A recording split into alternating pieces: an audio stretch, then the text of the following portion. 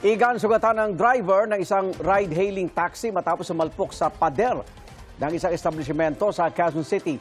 Ayon sa driver, nawalan umano ng preno ang sasakyan. May unang balita si James Agustin. Buwasak ang harapan na UP ang hood at nabasag ang windshield ng isang taxi matapos maaksidente sa batasan sa Mateo Road sa Quezon City bandang alas 8:20 kagabi. Ang taxi sumalpok sa pader ng isang commercial establishment.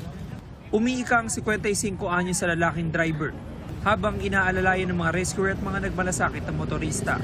Ginamot ang mga sugat niya sa tuhod at gasgas sa kamay. Dinala sa QCPD Traffic Sector 5 ang naaksidenteng sasakyan.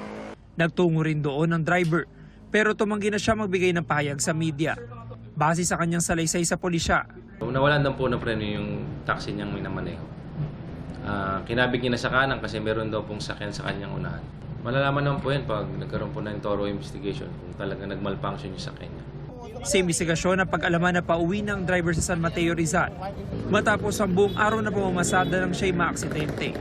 Hinihintay pa ng pulisya kung magsasampa ng reklamo ang may-ari ng commercial establishment.